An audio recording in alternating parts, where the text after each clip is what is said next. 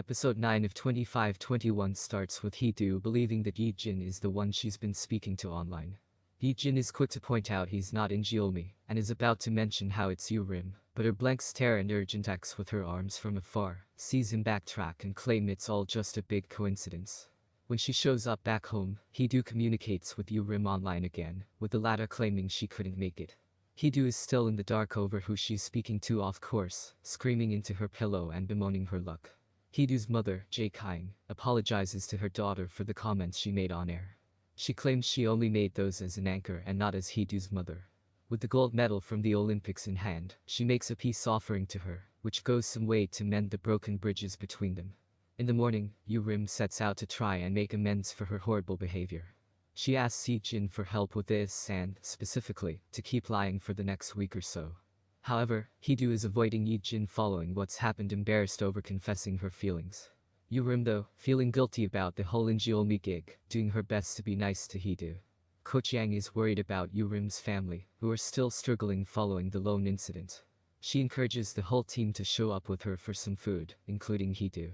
The latter is a little hesitant given what happened with the final, but she gets a warm embrace from Yu-rim's mother all the same, and a reassuring pat on the back for her troubles. She's not mad after all. Meanwhile, Yi-jin volunteers himself for an important job at UBS. The boss intends to showcase an Asian Games special, and wants someone to organize doing a documentary on this. Everyone is silent, but Yi-jin speaks up, volunteering himself for this. While his career is going strong, he's still struggling to get through to Hee-do. So naturally, he decides to combine the two together. Yi-jin appears with his film crew the next day, and decides to do some test shoots. He's intending to do a 3-part docu series on the games, and 2 of the 3 competitors he's interviewing are Hee-do and Yu-rim. This also means the pair will spend more time together too, with a very frazzled Hee-do admitting the truth to Yi-jin in private.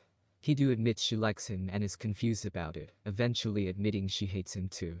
Well, that clears that up then.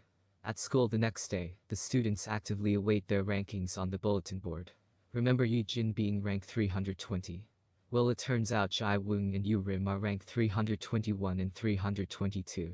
As they're in last place but on a completely different sheet of paper together, Jae-woong looks on the bright side and claims it's romantic.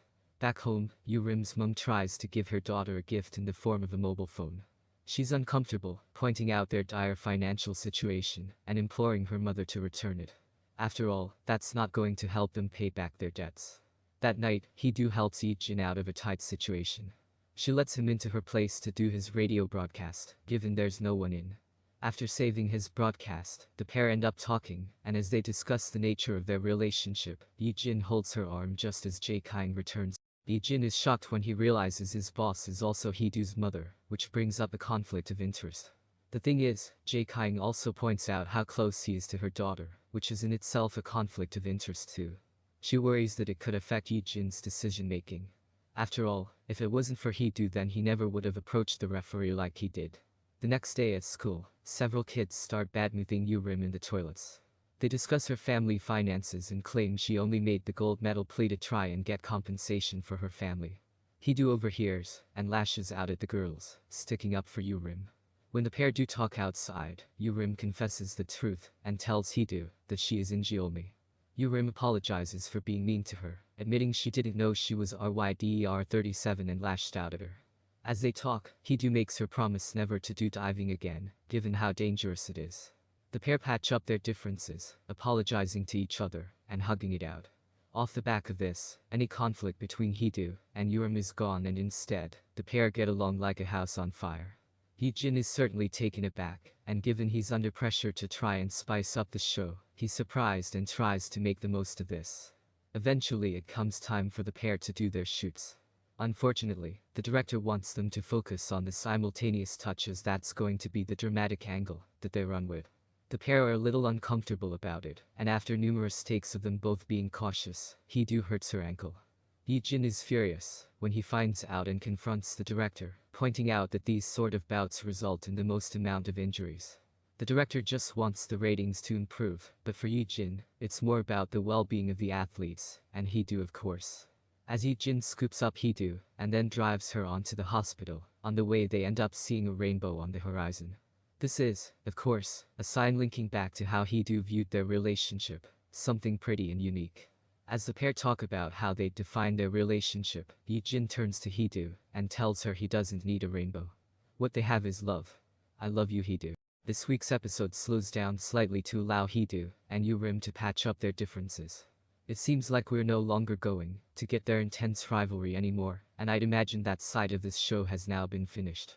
Still, it doesn't excuse what Rim has done, but it seems 2521 has figured out that the show excels more with its slice of life drama. The key to this, of course, stems from the crackling chemistry brewing between Hee-do and Yi-jin. Seeing him confess his love to Hee-do is a definite highlight of the entire show, and it comes at the absolute perfect moment too. This has been a really wonderful K-drama this year, and while some of the others in this time slot have slipped a little into mediocrity, 2521 continues to burn brightly and deliver the goods. Another great episode marks the halfway point on a high. Roll on the next one.